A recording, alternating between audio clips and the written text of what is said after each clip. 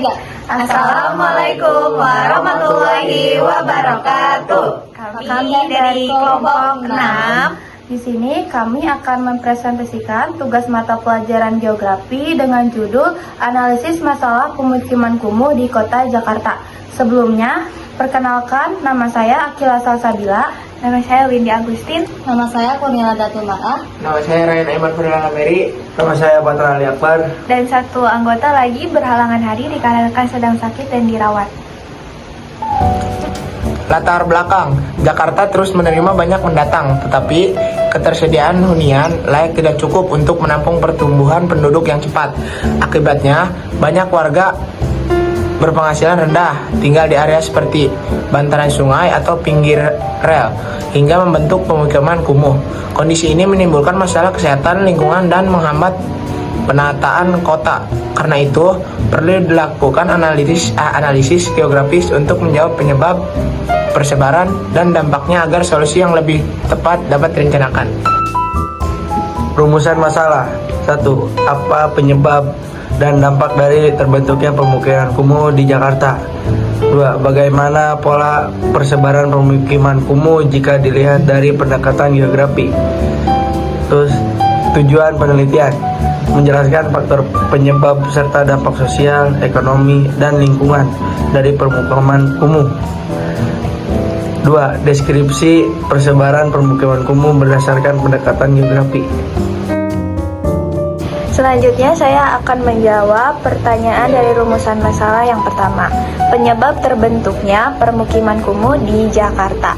Permukiman kumuh muncul karena urbanisasi tinggi yang membuat penduduk bertambah cepat. Keterbatasan lahan dan harga tanah yang mahal memaksa warga tinggal di area ilegal. Pendapatan masyarakat yang rendah membuat mereka membangun rumah seadanya. Ketersediaan air bersih, sanitasi, dan drainase tidak merata. Pengawasan tata ruang lemah sehingga kawasan terlarang tetap dihuni. Kualitas infrastruktur dan fasilitas permukiman tidak mampu mengikuti pertumbuhan penduduk.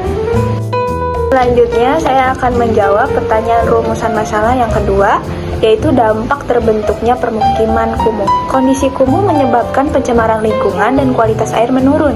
Risiko banjir meningkatkan karena bangunan mengganggu aliran air.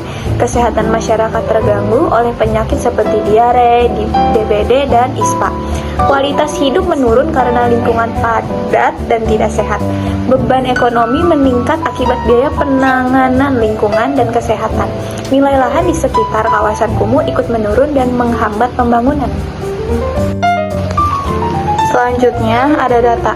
Foto ini memperlihatkan pemukiman padat di Jakarta yang berdiri di sepanjang bantaran sungai dan dekat rel kereta.